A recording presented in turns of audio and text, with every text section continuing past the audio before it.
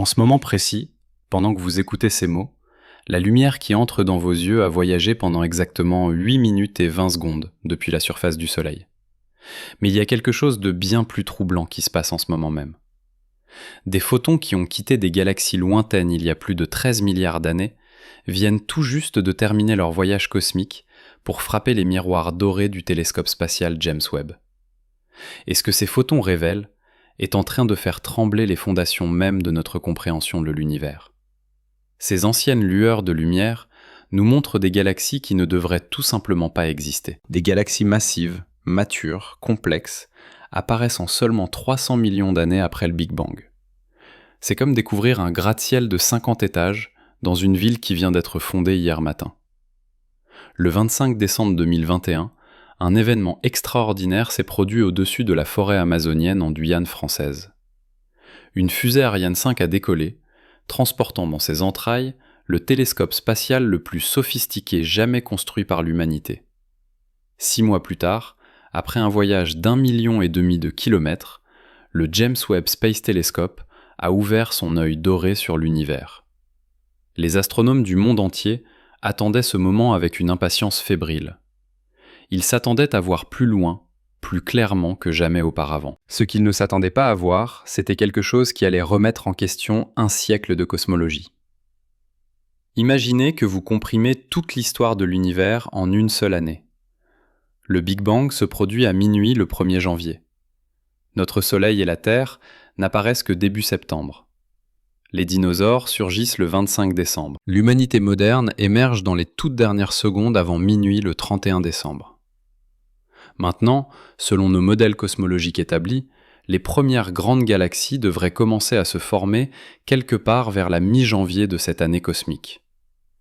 Elles auraient besoin de temps pour grandir, pour accumuler de la matière, pour former des étoiles, pour développer leur structure complexe. C'est logique, n'est-ce pas ?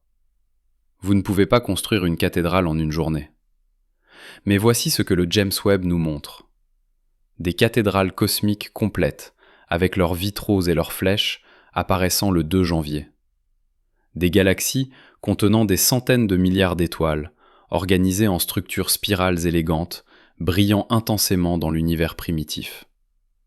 Des galaxies qui, selon nos calculs, auraient dû nécessiter au moins 1 milliard d'années pour se former, mais qui sont déjà là, pleinement développées, seulement 300 millions d'années après la naissance de l'univers.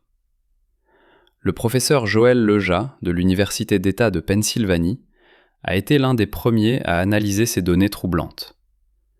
En février 2023, son équipe a publié des résultats qui ont fait l'effet d'une bombe dans la communauté astronomique. Ils avaient identifié 6 galaxies massives, chacune contenant une masse stellaire comparable à celle de notre Voie lactée actuelle, existant à une époque où l'univers n'avait que 2 à 3% de son âge actuel. Leja a déclaré quelque chose de remarquable lors d'une conférence de presse. Il a dit, et je cite, « C'est comme si vous découvriez qu'un enfant de 2 ans pesait déjà 90 kg et mesurait 1,90 m. Cela ne correspond à aucun modèle de croissance que nous connaissons. » Comprenez bien l'ampleur du problème. Nos modèles de formation galactique ne sont pas de simples suppositions. Ils sont construits sur des décennies d'observations, de simulations informatiques sophistiquées, de physique fondamentale testée et retestée.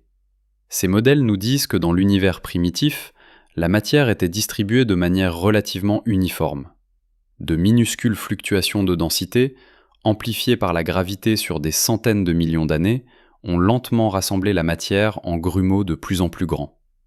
D'abord des étoiles, puis des amas d'étoiles, puis des protogalaxies, et finalement des galaxies matures. C'est un processus graduel, progressif, qui nécessite du temps, beaucoup de temps. Mais le James Webb nous montre que ce processus s'est déroulé beaucoup plus rapidement que nous ne le pensions possible. Et ce n'est pas 1 ou 2 galaxies aberrantes, c'est un phénomène répandu. L'équipe de l'astronome Ivo Labbé de l'université de Swinburne en Australie a identifié des dizaines de ces galaxies Quot 1. Certaines d'entre elles sont si massives et si lumineuses qu'elles défient non seulement nos modèles de formation galactique, mais aussi nos calculs sur la quantité totale de matière disponible dans l'univers primitif. Pensez-y de cette façon. Imaginez que vous ayez une recette pour faire du pain. Vous savez exactement combien de farine, d'eau et de levure vous avez. Vous savez combien de temps il faut pour que la pâte lève. Vous avez fait ce pain des milliers de fois, et il se comporte toujours de la même manière prévisible. Maintenant, imaginez que vous mettiez votre pâte au four et que 5 minutes plus tard, vous ouvriez la porte pour découvrir non pas un pain, mais une boulangerie entière, complète avec des étagères remplies de pain, de croissants et de gâteaux.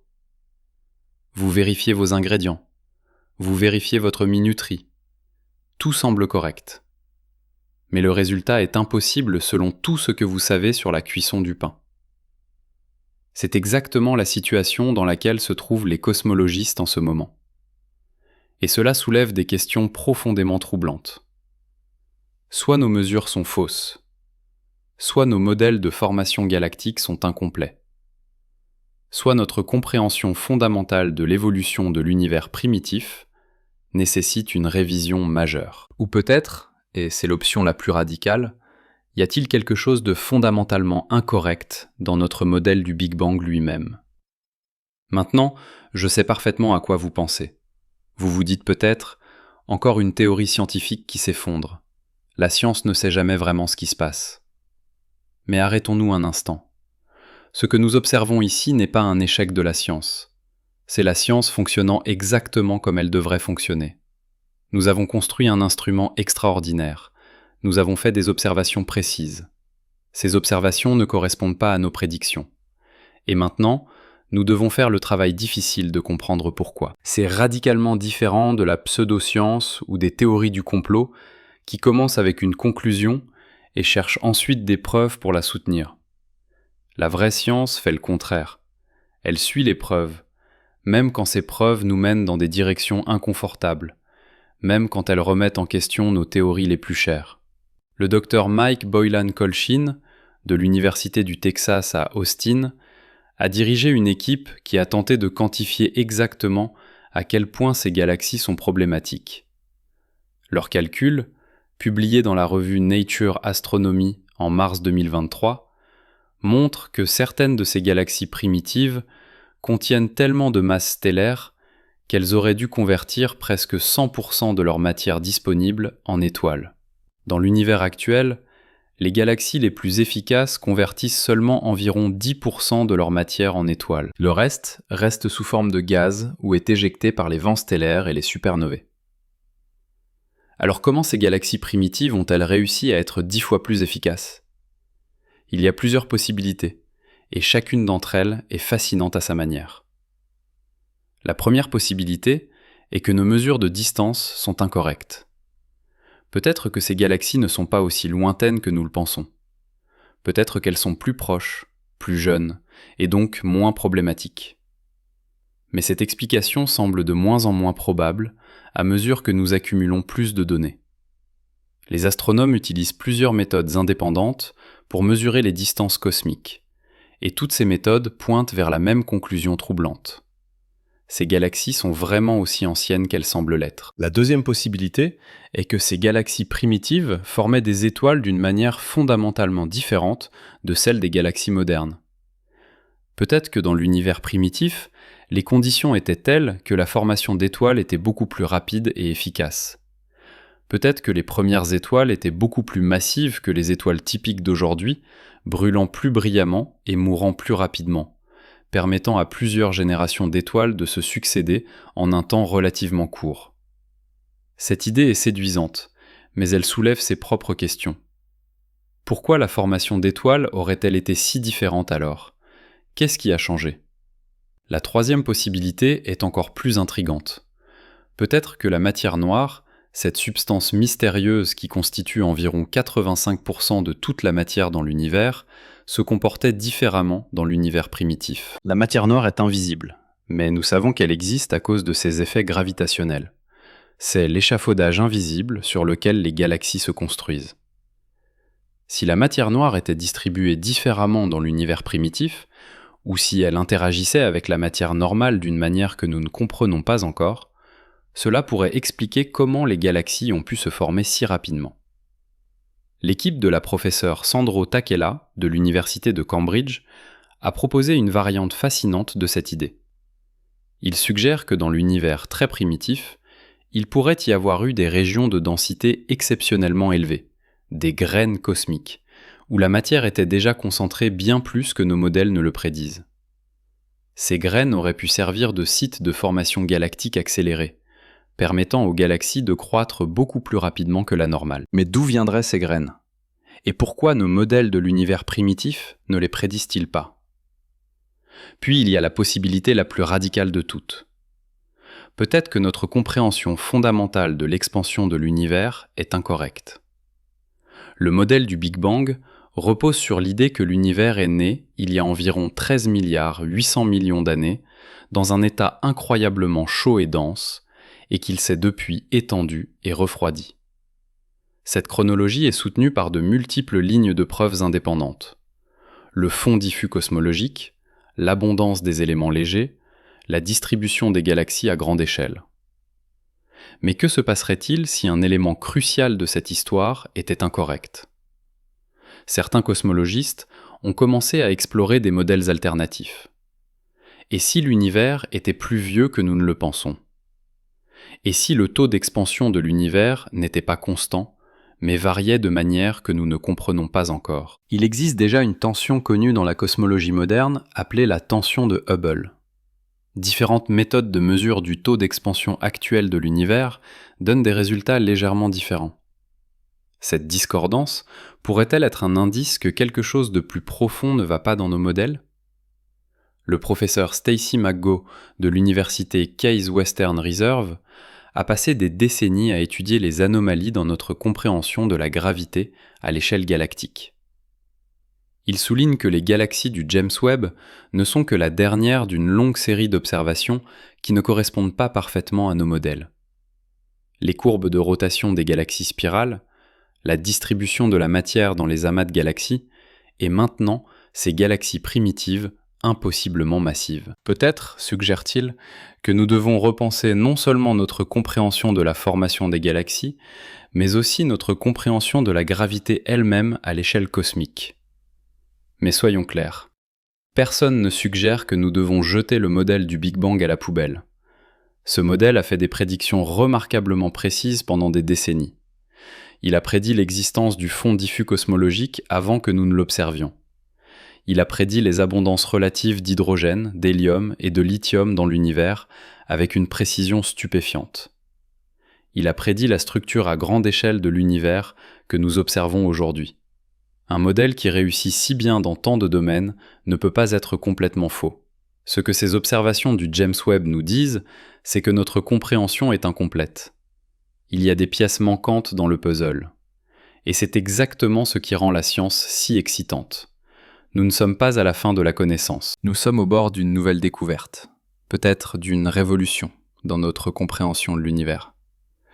Pensez aux grandes révolutions scientifiques du passé. Quand Isaac Newton a développé sa théorie de la gravitation au XVIIe siècle, elle expliquait brillamment le mouvement des planètes, la chute des pommes, les marées océaniques. Pendant plus de 200 ans, la gravité newtonienne était considérée comme la vérité finale. Puis, au début du XXe siècle, Albert Einstein a montré que la théorie de Newton était une approximation, valable dans certaines conditions, mais incomplète. La relativité générale d'Einstein n'a pas prouvé que Newton avait tort. Elle a montré que la théorie de Newton était un cas spécial d'une vérité plus profonde. Aujourd'hui, nous pourrions être au seuil d'une transition similaire. Le modèle du Big Bang, avec toutes ses réussites, pourrait être une approximation d'une réalité plus complexe. Les galaxies du James Webb sont peut-être les pommes qui tombent de notre époque, les anomalies qui nous forcent à regarder plus profondément, à penser plus largement, à remettre en question nos hypothèses les plus fondamentales. Et voici ce qui est vraiment remarquable. Nous avons les outils pour explorer ces questions. Le James Webb continuera d'observer l'univers primitif pendant des années, accumulant plus de données, trouvant plus de galaxies, affinant nos mesures. D'autres télescopes, au sol et dans l'espace, se joignent à la chasse. Le télescope spatial Euclide, lancé en juillet 2023, cartographie la distribution de la matière noire à travers l'univers. Le télescope spatial romain Nancy Grace, dont le lancement est prévu pour 2027, étudiera l'énergie noire et l'expansion de l'univers avec une précision sans précédent. Les théoriciens travaillent également d'arrache-pied.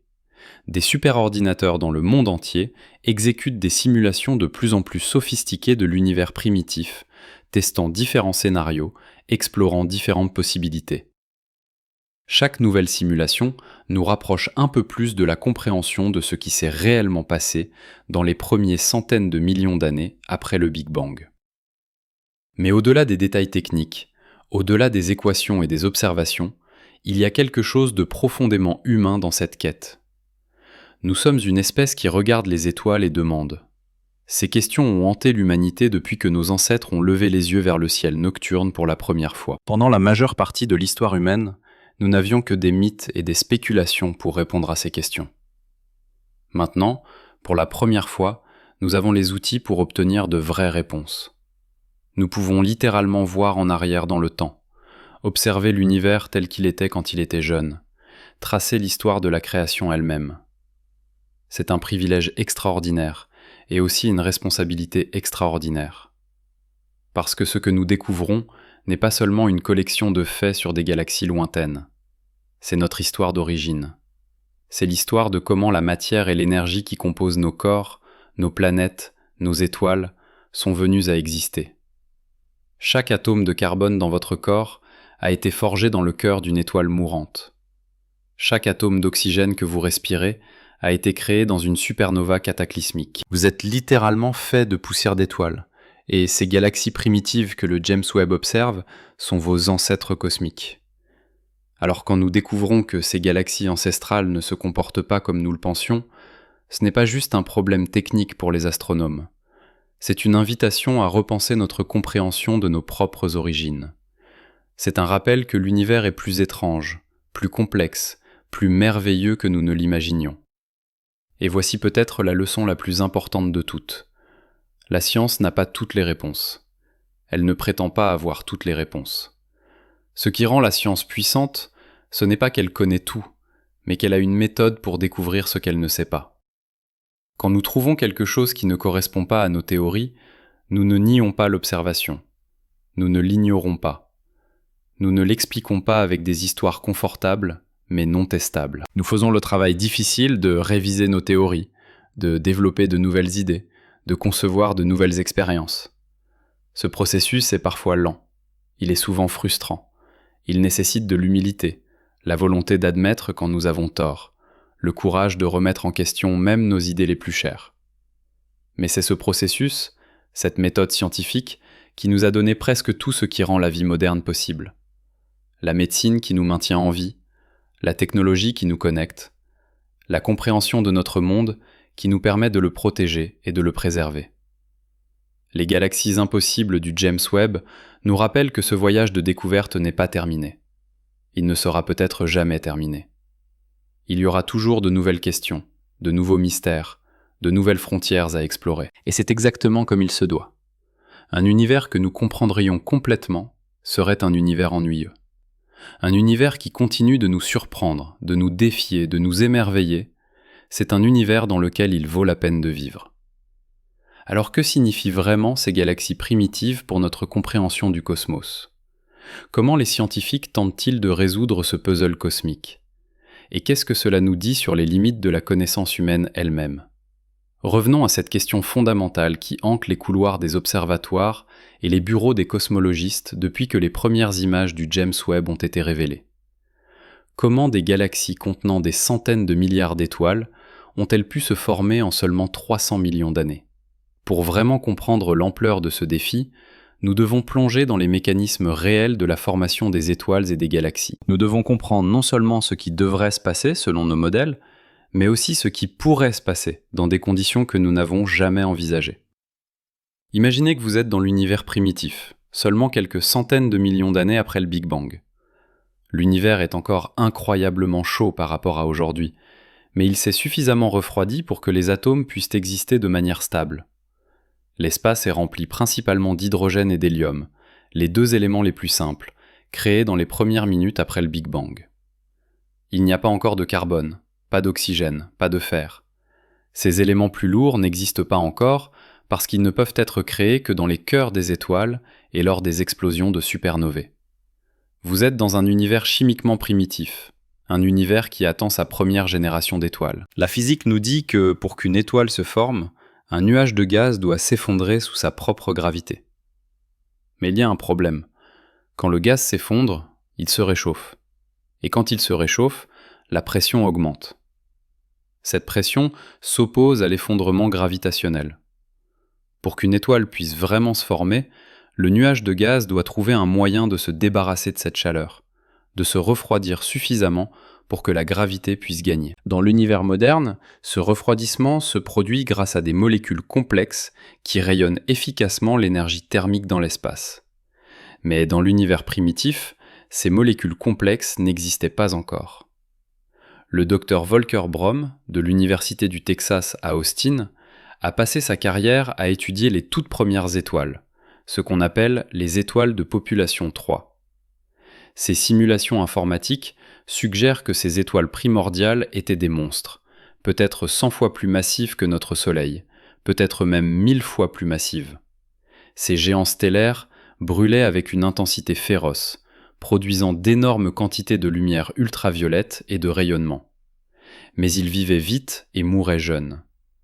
Une étoile 100 fois plus massive que le Soleil pourrait épuiser son carburant nucléaire en seulement quelques millions d'années, comparé aux 10 milliards d'années de durée de vie de notre Soleil. Quand ces étoiles massives mouraient, elles explosaient en supernovae cataclysmiques, dispersant dans l'espace les premiers éléments lourds jamais créés.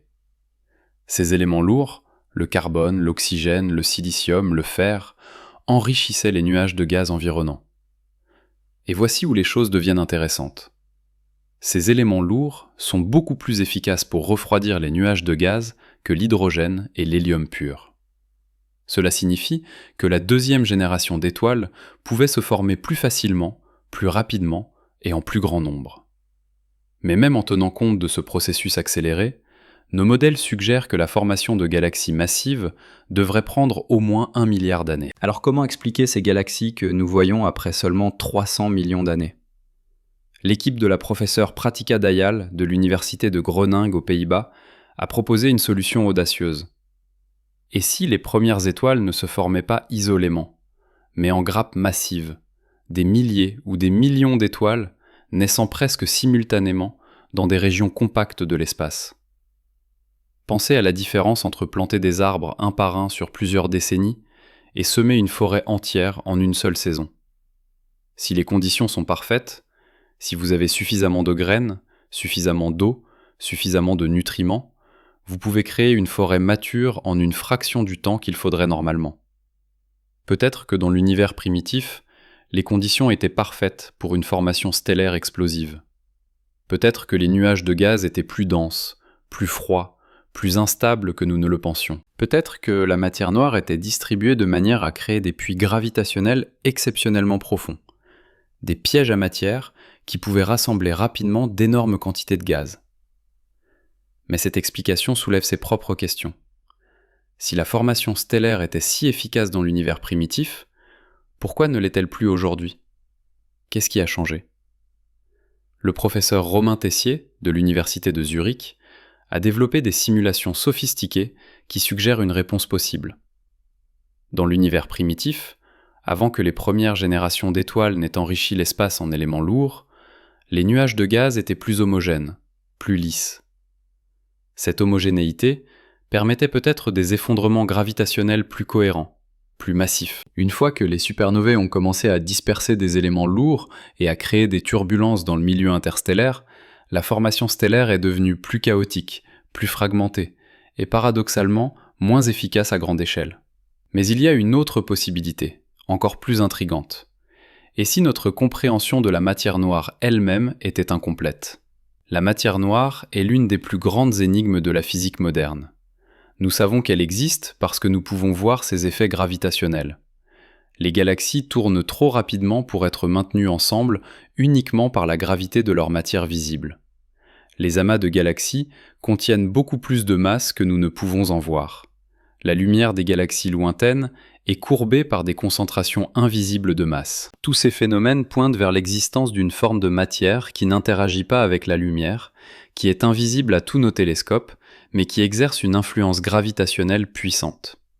Le modèle standard de la matière noire suppose qu'elle est froide, ce qui signifie que ses particules se déplacent relativement lentement. Cette matière noire froide s'agglutine facilement sous l'effet de la gravité, formant des halos dans lesquels les galaxies peuvent se former. Mais que se passerait-il si la matière noire avait des propriétés que nous ne comprenons pas encore ? Que se passerait-il si elle pouvait interagir avec elle-même d'une manière subtile, créant des concentrations de densité plus élevées que nos modèles ne le prédisent ?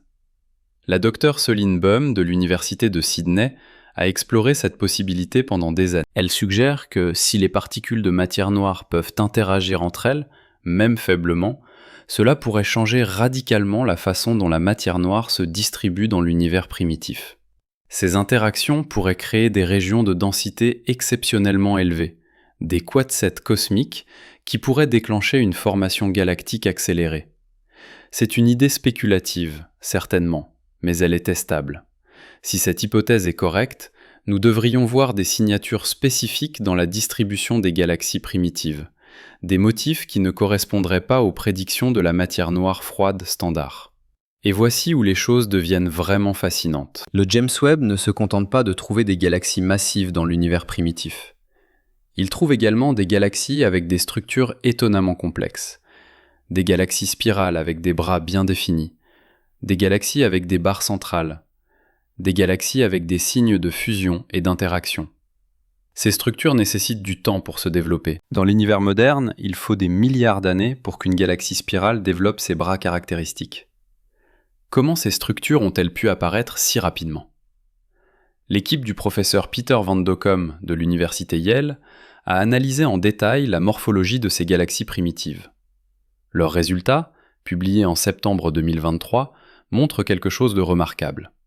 Certaines de ces galaxies primitives ont des profils de luminosité qui ressemblent étrangement à ceux des galaxies elliptiques modernes, des galaxies qui sont censées se former par la fusion de galaxies spirales plus petites. Mais comment pouvez-vous avoir des galaxies elliptiques, qui sont le produit de fusion, quand l'univers est si jeune qu'il n'y a pas encore eu assez de temps pour que de multiples générations de galaxies se forment et fusionnent ? Une possibilité est que ces galaxies ne sont pas vraiment elliptiques, mais qu'elles nous apparaissent ainsi à cause de notre angle de vue ou de limitations dans nos observations. Mais les données du James Webb sont remarquablement détaillées, et les astronomes ont soigneusement vérifié ces possibilités. Une autre possibilité est que dans l'univers primitif, les fusions galactiques se produisaient beaucoup plus rapidement et fréquemment que dans l'univers moderne. Si les galaxies étaient plus proches les unes des autres, si l'univers était plus dense, alors les collisions et les fusions auraient été plus communes. Peut-être que ce que nous voyons n'est pas une seule galaxie qui a grandi rapidement, mais le résultat de dizaines ou de centaines de petites galaxies qui ont fusionné en un temps record. Mais cette explication a ses propres problèmes. Les fusions galactiques sont des événements violents. Quand deux galaxies entrent en collision, leurs étoiles ne se heurtent généralement pas. L'espace entre les étoiles est trop vaste. Mais leurs nuages de gaz entrent en collision de manière spectaculaire. Ces collisions de gaz déclenchent d'intenses sursauts de formation stellaire. Elles créent également des perturbations gravitationnelles qui peuvent éjecter des étoiles et du gaz de la galaxie fusionnée. Le résultat final d'une fusion galactique est souvent une galaxie plus grande, oui, mais aussi une galaxie avec des signes clairs de perturbation, des queues de marée, des coquilles de débris, des régions de formation stellaire chaotiques. Certaines des galaxies primitives du James Webb montrent effectivement ces signes de perturbation. Mais d'autres semblent étonnamment calmes, étonnamment bien organisées. Comment une galaxie peut-elle subir de multiples fusions majeures et émerger avec une structure spirale ordonnée ? C'est comme si vous mélangiez violemment plusieurs pots de peinture de différentes couleurs et obteniez un motif parfaitement symétrique. Cela ne devrait pas se produire, du moins pas selon notre compréhension actuelle de la dynamique galactique. Le docteur Sandro Takela, que nous avons mentionné plus tôt, a une idée intrigante. Il suggère que peut-être, dans l'univers primitif, les galaxies avaient des mécanismes de quote-8 plus efficaces. Après une fusion perturbatrice, une galaxie peut se réorganiser, ses étoiles se réarrangeant en orbite plus stable, son gaz se refroidissant et se réinstallant en un disque. Dans l'univers moderne, ce processus de guérison prend des milliards d'années. Mais si la formation stellaire était beaucoup plus rapide dans l'univers primitif, si les processus dynamiques se déroulaient à un rythme accéléré, alors peut-être que les galaxies pouvaient se réorganiser en seulement quelques centaines de millions d'années. C'est une idée séduisante, mais elle nécessite que presque tout dans l'univers primitif se soit déroulé plus rapidement que nous ne le pensions possible. La formation stellaire plus rapide, les fusions galactiques plus fréquentes, la réorganisation dynamique plus rapide. C'est comme si l'univers primitif fonctionnait en mode accéléré, et que quelque chose, nous ne savons pas quoi, a ensuite ralenti le rythme cosmique au cours des milliards d'années suivantes. Mais peut-être que nous regardons tout cela de la mauvaise que le problème n'est pas que ces galaxies se sont formées trop rapidement, mais que notre chronologie de l'univers est incorrecte. C'est une possibilité radicale, et la plupart des cosmologistes sont réticents à l'envisager sérieusement, mais elle mérite d'être examinée. Que se passerait-il si l'univers était plus vieux que nous ne le pensons ? Que se passerait-il si notre estimation de 13,8 milliards d'années était incorrecte ? Cette estimation repose sur plusieurs piliers de preuve. Le premier est le taux d'expansion de l'univers, mesuré par ce qu'on appelle la constante de Hubble. En observant à quelle vitesse les galaxies s'éloignent de nous, et en connaissant leur distance, nous pouvons calculer à quelle vitesse l'univers s'étend. En extrapolant en arrière, nous pouvons estimer quand toutes les galaxies étaient au même endroit, le moment du Big Bang. Le deuxième pilier est le fond diffus cosmologique, la lueur résiduelle du Big Bang lui-même. Les propriétés de ce rayonnement nous disent beaucoup de choses sur l'univers primitif, y compris son âge. Le troisième pilier est l'âge des plus vieilles étoiles que nous pouvons observer. Ces étoiles ne peuvent évidemment pas être plus vieilles que l'univers lui-même. Tous ces piliers pointent vers le même âge, environ 13,8 milliards d'années. Mais il y a des fissures dans ces piliers. La tension de Hubble, que nous avons mentionnée plus tôt, est l'une de ces fissures. Différentes méthodes de mesure du taux d'expansion actuel de l'univers donnent des résultats qui diffèrent d'environ 10%. Cela peut sembler une petite différence, mais en cosmologie c'est énorme. Si le taux d'expansion réel est différent de ce que nous pensions, alors notre estimation de l'âge de l'univers pourrait être incorrecte. Le professeur Adam Riess de l'université Johns Hopkins, qui a remporté le prix Nobel de physique en 2011 pour sa découverte de l'expansion accélérée de l'univers, a été à l'avant-garde de la recherche sur la tension de Hubble. Ses mesures les plus récentes, utilisant le télescope spatial Hubble et maintenant le James Webb, suggèrent que l'univers s'étend environ 9% plus rapidement que ne le prédisent les modèles basés sur le fond diffus cosmologique. Si ces mesures sont correctes, et il y a de bonnes raisons de penser qu'elles le sont, alors quelque chose ne va pas dans notre modèle cosmologique standard. Une possibilité est que l'énergie noire, la force mystérieuse qui accélère l'expansion de l'univers, ne se comporte pas exactement comme nous le pensions. Peut-être que sa force a changé au fil du temps. Peut-être qu'elle était plus faible dans le passé et plus forte maintenant. Si c'est le cas, alors l'expansion de l'univers aurait été plus lente dans le passé que nous ne le pensions, ce qui signifierait que l'univers est plus vieux que notre estimation actuelle. Un univers plus vieux donnerait plus de temps pour que ces galaxies massives se forment, résolvant potentiellement le paradoxe. Mais cette solution crée ses propres problèmes. Si l'énergie noire a changé au fil du temps, pourquoi ? Qu'est-ce qui l'a fait changer ? Et comment cela affecte-t-il toutes nos autres observations et prédictions cosmologiques ? Le modèle cosmologique standard, appelé lambda-CDM, où lambda représente l'énergie noire et CDM représente la matière noire froide, a été incroyablement réussi. Il a fait des prédictions précises sur la structure à grande échelle de l'univers, sur les propriétés du fond diffus cosmologique, sur l'abondance des éléments légers. Si nous modifions un élément de ce modèle pour résoudre le problème des galaxies primitives, nous risquons de briser toutes ces autres prédictions réussies.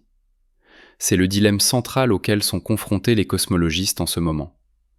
Ils ont un modèle qui fonctionne remarquablement bien dans presque tous les domaines, mais qui échoue spectaculairement à prédire ce que le James Webb observe dans l'univers primitif. Doivent-ils modifier légèrement le modèle, en ajustant quelques paramètres pour mieux correspondre aux nouvelles observations ? Ou doivent-ils envisager une refonte plus radicale de notre compréhension de l'univers ? La professeure Wendy Friedman de l'Université de Chicago, une autre pionnière dans la mesure de l'expansion de l'univers, adopte une approche prudente. Elle souligne que nous sommes encore au début de l'ère du James Webb. Le télescope n'est opérationnel que depuis environ 2 ans. Nous avons observé seulement une petite fraction du ciel. À mesure que nous accumulons plus de données, que nous observons plus de galaxies primitives, que nous affinons nos mesures, l'image deviendra plus claire. Peut-être que certaines de ces galaxies impossibles s'avéreront être moins massives que nous ne le pensions initialement. Peut-être que nos méthodes d'estimation de la masse stellaire ont besoin d'être calibrées différemment pour l'univers primitif.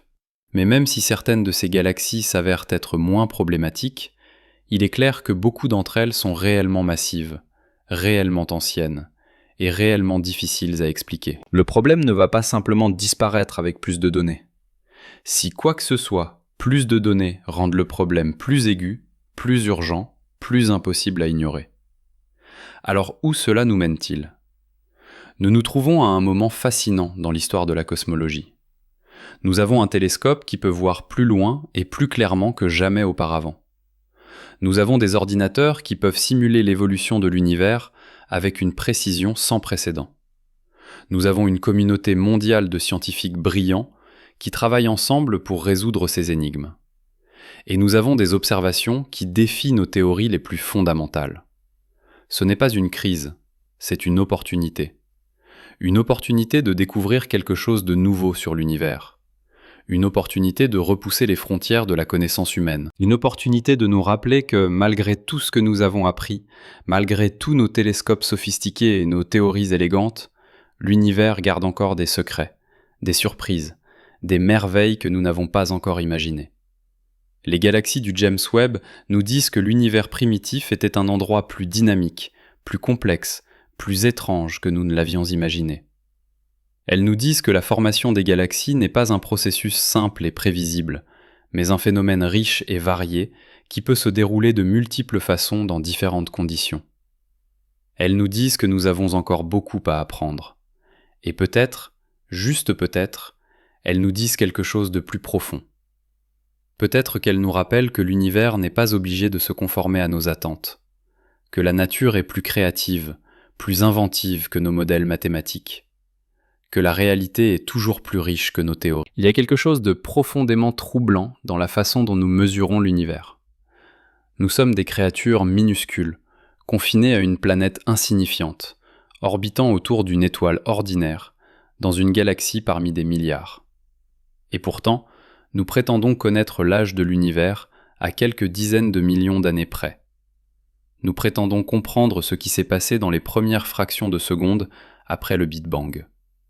Nous prétendons savoir comment les galaxies se forment, comment les étoiles naissent et meurent, comment la matière et l'énergie se comportent à des échelles que nous ne pouvons jamais espérer visiter physiquement. Cette audace intellectuelle est soit la plus grande réussite de l'humanité, soit son hubris le plus spectaculaire. Les galaxies du James Webb suggèrent que la vérité se situe quelque part entre les deux. Revenons à un moment crucial dans l'histoire de la cosmologie. L'année 1929. Edwin Hubble, travaillant à l'observatoire du mont Wilson en Californie, fait une découverte qui changera à jamais notre compréhension de l'univers. Il observe que presque toutes les galaxies s'éloignent de nous, et que plus elles sont lointaines, plus elles s'éloignent rapidement. Cette observation simple mais profonde mène à une conclusion inévitable. L'univers est en expansion.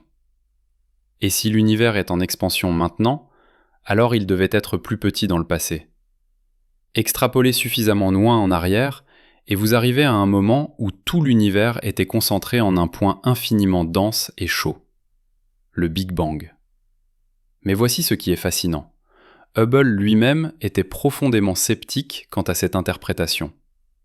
Il préférait penser que peut-être la lumière se fatiguait en voyageant à travers l'espace, perdant de l'énergie et se décalant vers le rouge, sans que l'univers n'ait besoin de s'étendre. Cette idée de lumière fatiguée a été largement abandonnée, parce qu'elle ne peut pas expliquer de nombreuses autres observations. Mais le scepticisme de Hubble était sain. Il comprenait que nos observations sont toujours filtrées à travers nos instruments, nos hypothèses, nos modèles théoriques. Il comprenait que ce que nous pensons voir n'est pas toujours ce qui est réellement là. Avançons rapidement de presque un siècle. Nous avons maintenant des télescopes d'une puissance que Hubble n'aurait jamais pu imaginer. Le James Webb peut détecter la lumière infrarouge avec une sensibilité si extrême qu'il pourrait théoriquement détecter la chaleur d'un bourdon sur la Lune. Ces miroirs sont si précisément façonnés que si vous les agrandissiez à la taille de l'Europe, la plus grande imperfection serait de seulement quelques centimètres. Ces instruments peuvent analyser la lumière avec une précision spectroscopique qui nous permet de déterminer non seulement la distance d'une galaxie, mais aussi sa composition chimique, sa température, son taux de formation stellaire, même la présence de trous noirs supermassifs en son centre. Et pourtant, malgré toute cette sophistication technologique, nous nous retrouvons dans une situation remarquablement similaire à celle de Hubble. Nous avons des observations qui ne correspondent pas à nos théories. Nous avons des données qui défient nos attentes. Nous avons un univers qui refuse de se comporter comme nos modèles le prédisent. La différence est que maintenant, nous avons presque un siècle de cosmologie réussie derrière nous. Nous avons un modèle, le lambda CDM, qui a fait des prédictions remarquablement précises. Abandonner ou modifier radicalement ce modèle n'est pas quelque chose que les scientifiques feront à la légère. Alors examinons plus attentivement ce modèle lambda CDM. Lambda représente la constante cosmologique, ce que nous appelons maintenant l'énergie noire.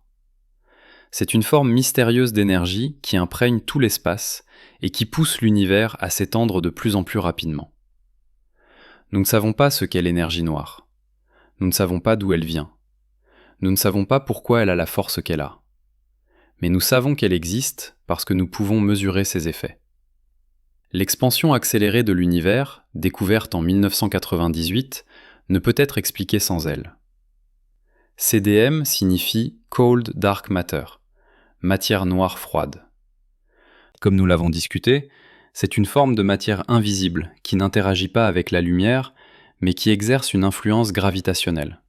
Elle constitue environ 85% de toute la matière dans l'univers. Nous ne savons pas de quoi elle est faite. Nous ne savons pas si ce sont des particules, et si oui, quelles particules. Malgré des décennies de recherche et des expériences de plus en plus sophistiquées, nous n'avons jamais détecté directement une particule de matière noire. Et pourtant, nous savons qu'elle existe, parce que sans elle, les galaxies s'effondreraient, les amas de galaxies se disperseraient, et la structure à grande échelle de l'univers que nous observons ne pourrait pas exister. Pensez à cela un instant. Notre meilleur modèle de l'univers, le modèle qui a remporté des prix Nobel et qui est enseigné dans toutes les universités du monde, repose sur deux composants mystérieux dont nous ne comprenons presque rien. L'énergie noire et la matière noire constituent ensemble environ 95% du contenu énergétique de l'univers. Tout ce que nous pouvons voir, toutes les étoiles, toutes les galaxies, tous les planètes, tout le gaz et la poussière, toute la matière ordinaire faite d'atomes, ne représente que 5% de l'univers. Nous sommes comme des aveugles essayant de décrire un éléphant en touchant seulement sa queue. Et maintenant, les galaxies du James Webb suggèrent que même notre compréhension de ces 5% pourrait être incomplète. Parce que ces galaxies ne sont pas faites de matière noire ou d'énergie noire. Elles sont faites de matière ordinaire, d'étoiles et de gaz, les choses que nous pensons comprendre. Et pourtant, elles se comportent d'une manière que nous ne pouvons pas expliquer. Le docteur Rajendra Gupta de l'Université d'Ottawa a proposé une solution radicale. Dans un article publié en juillet 2023, il suggère que peut-être nous devons abandonner complètement le modèle du Big Bang. Il propose un modèle alternatif dans lequel l'univers n'a pas d'âge fini, dans lequel il a toujours existé sous une forme ou une autre. Dans son modèle, ce que nous interprétons comme l'expansion de l'univers est en réalité un changement dans les propriétés de la lumière elle-même au fil du temps. Les galaxies que nous voyons comme étant très lointaines et très anciennes sont en réalité beaucoup plus proches et beaucoup plus jeunes, mais leur lumière a été modifiée d'une manière qui nous fait croire qu'elles sont anciennes. C'est une idée audacieuse, et elle a attiré beaucoup d'attention dans les médias populaires. Mais la grande majorité des cosmologistes sont profondément sceptiques. Le problème est que le modèle de Gupta, bien qu'il puisse expliquer les galaxies du James Webb, ne peut pas expliquer de nombreuses autres observations que le modèle du Big Bang explique brillamment. Il ne peut pas expliquer le fond diffus cosmologique avec la même précision. Il ne peut pas expliquer l'abondance des éléments légers. Il ne peut pas expliquer la structure à grande échelle de l'univers. C'est comme résoudre un puzzle en forçant une pièce à sa place, seulement pour découvrir que maintenant, toutes les autres pièces ne s'emboîtent plus. Mais le travail de Gupta soulève une question importante. À quel point sommes-nous certains de nos mesures cosmiques ? À quel point sommes-nous certains que nous interprétons correctement ce que nous voyons ? L'histoire de la science est remplie d'exemples où ce qui semblait être une mesure précise s'est avéré être basé sur des hypothèses incorrectes. Prenez l'exemple de la distance aux étoiles. Pendant des siècles, les astronomes ont essayé de mesurer la distance aux étoiles en utilisant la parallaxe, le changement apparent de position d'une étoile lorsque la Terre se déplace autour du Soleil. Mais les étoiles sont si lointaines que ce changement est incroyablement petit. Les premiers astronomes qui ont essayé de mesurer la parallaxe stellaire ont échoué encore et encore. Certains ont même conclu que les étoiles devaient être infiniment lointaines, fixées sur une sphère céleste immuable. Ce n'est qu'en 1838 que Friedrich Bessel a finalement réussi à mesurer la parallaxe d'une étoile, prouvant que les étoiles sont à des distances finies mais énormes. Aujourd'hui, nous mesurons les distances aux galaxies en utilisant ce qu'on appelle l'échelle des distances cosmiques, une série de méthodes qui se construisent les unes sur les autres.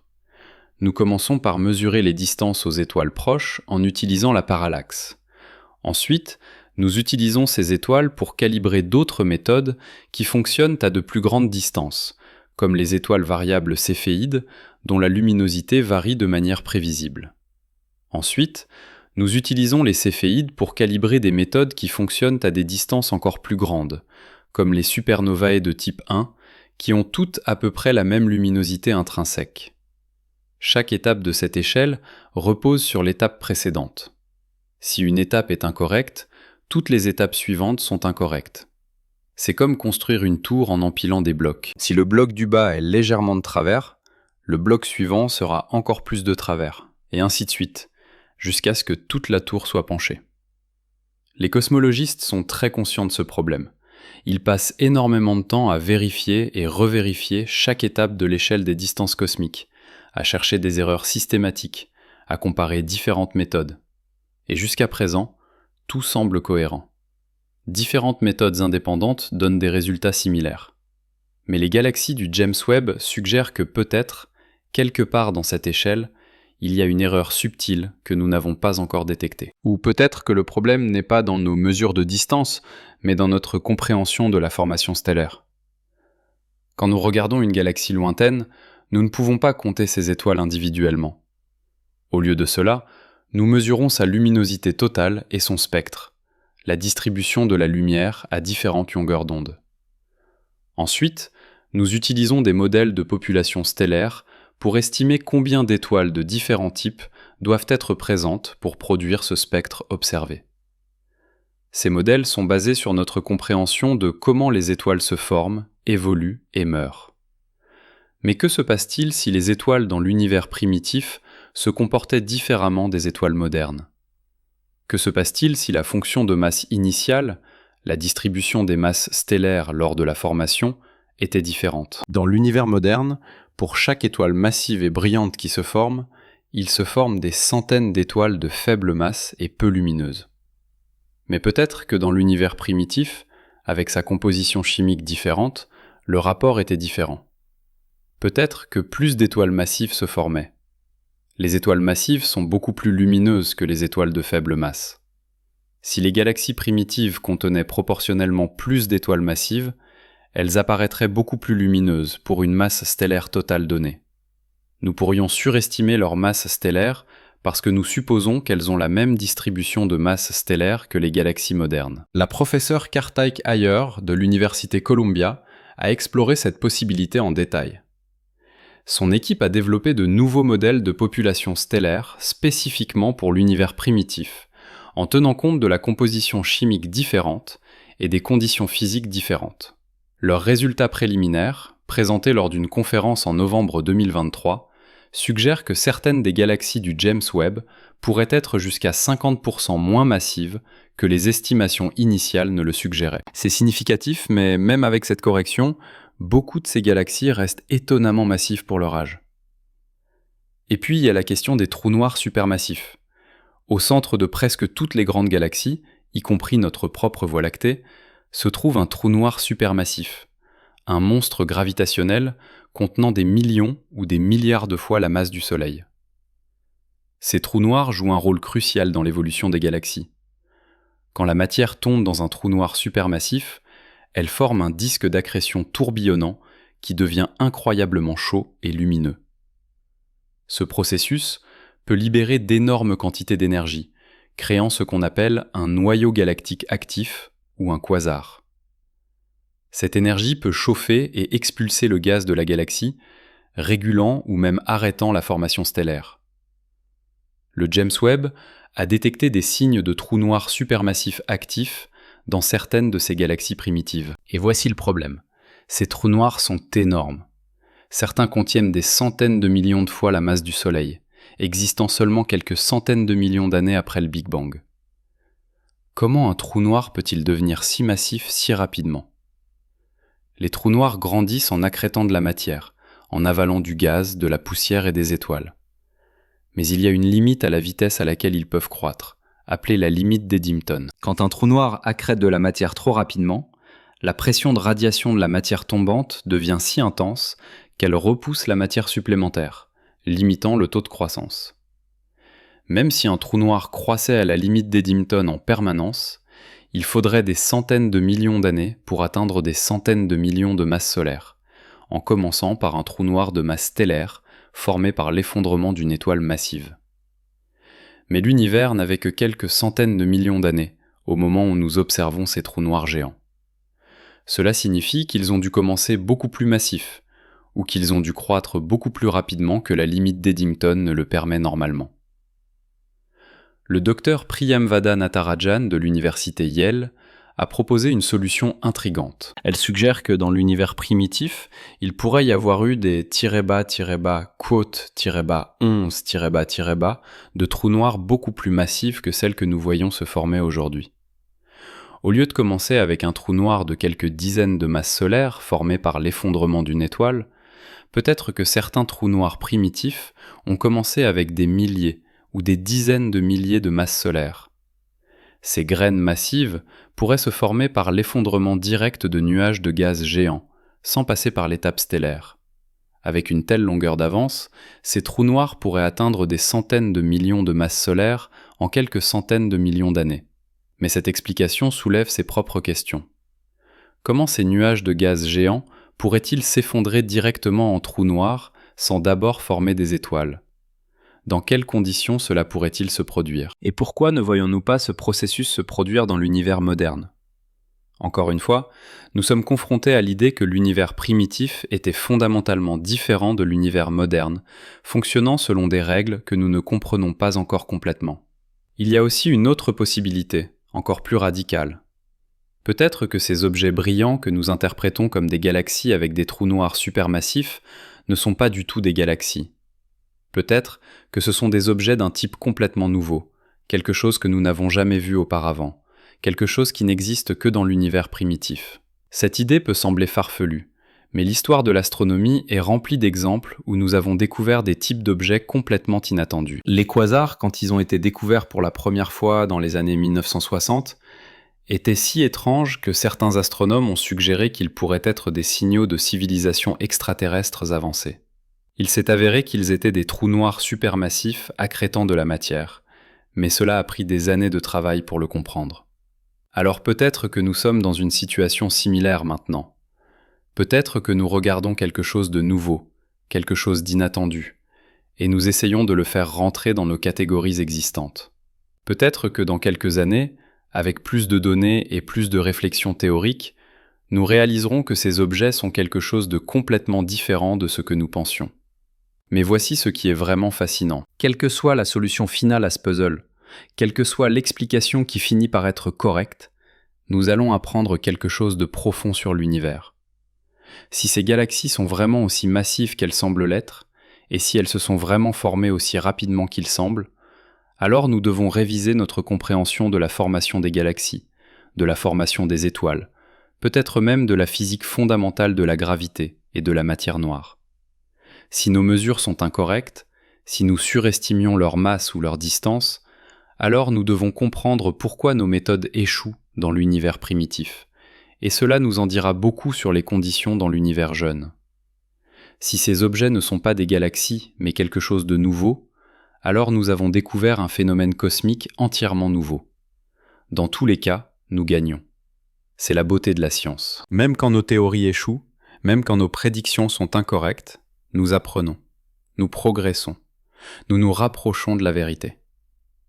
Le professeur Martin Rees, l'astronome royal britannique et l'un des cosmologistes les plus respectés au monde, a fait une observation perspicace lors d'une interview en octobre 2023. Il a dit « Cette humilité intellectuelle est cruciale. Oui, nous avons fait des progrès extraordinaires dans notre compréhension de l'univers. Oui, nos télescopes sont incroyablement puissants. Oui, nos théories ont fait des prédictions remarquablement précises. Mais nous devons toujours nous rappeler que nous sommes des créatures limitées, essayant de comprendre un cosmos illimité.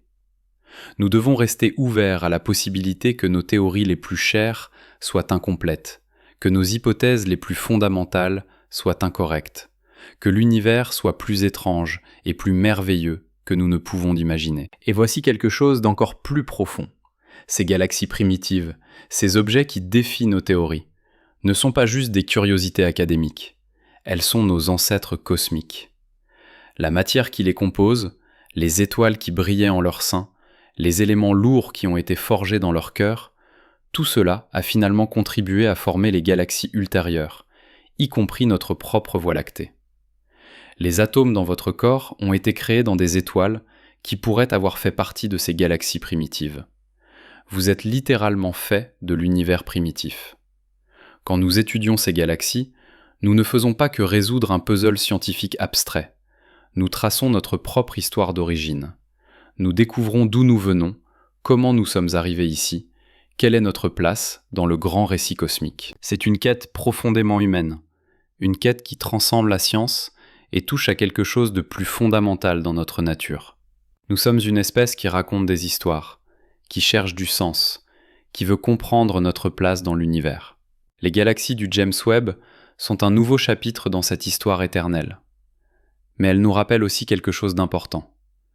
Notre histoire n'est pas terminée. Nous ne sommes pas à la fin de la connaissance. Nous sommes au milieu d'un voyage qui a commencé quand nos ancêtres ont levé les yeux vers le ciel étoilé pour la première fois, et qui continuera aussi longtemps que l'humanité existera. Chaque génération ajoute son propre chapitre, fait ses propres découvertes, repousse les frontières un peu plus loin. Les galaxies du James Webb sont notre chapitre, notre contribution à cette grande aventure intellectuelle. Et peut-être que la leçon la plus importante est celle-ci. L'univers est plus grand, plus ancien, plus complexe que nous ne pouvons le comprendre pleinement. Il y aura toujours des mystères. Il y aura toujours des questions sans réponse. Il y aura toujours des phénomènes qui défient nos théories. Et c'est exactement comme il se doit. Un univers que nous comprendrions complètement serait un univers diminué. Un univers sans merveille, sans mystère, sans possibilité de découverte. Les galaxies impossibles du James Webb nous rappellent que nous vivons dans un univers qui peut encore nous surprendre, nous défier, nous émerveiller.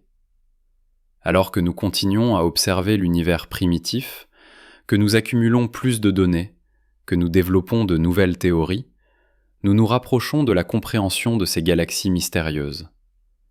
Mais nous découvrirons probablement aussi de nouveaux mystères, de nouvelles questions, de nouveaux défis. C'est la nature de la science. Chaque réponse soulève de nouvelles questions. Chaque découverte ouvre de nouvelles frontières. Le voyage n'a pas de fin, seulement de nouveaux horizons. Arrêtons-nous un instant. Respirez profondément. Parce que nous sommes sur le point d'aborder quelque chose qui va peut-être vous mettre mal à l'aise. Quelque chose que les scientifiques eux-mêmes ont du mal à admettre publiquement. Quelque chose qui remet en question non seulement nos théories sur l'univers, mais notre capacité même à comprendre l'univers. Voici la vérité inconfortable. Nous ne savons pas si nous posons les bonnes questions. Pensez-y de cette façon. Imaginez une fourmi essayant de comprendre Internet. La fourmi peut observer des câbles, des ordinateurs, des écrans qui s'allument et s'éteignent. Elle peut même développer des théories sophistiquées sur les motifs qu'elle observe. Mais peut-elle vraiment comprendre le concept d'information numérique ? Peut-elle comprendre les protocoles de communication ? Peut-elle comprendre ce qu'est un site web, un email, une vidéo en streaming ? Ou est-ce que ces concepts sont tout simplement au-delà de sa capacité cognitive, au-delà de ce que son cerveau de fourmi peut conceptualiser ? Maintenant, je sais parfaitement à quoi vous pensez. Voilà, encore un de ces discours pseudo-scientifiques qui dit que la science ne peut rien savoir, que tout est relatif, que nous devrions abandonner et croire n'importe quoi. Non, absolument pas. Ce que je dis est exactement le contraire.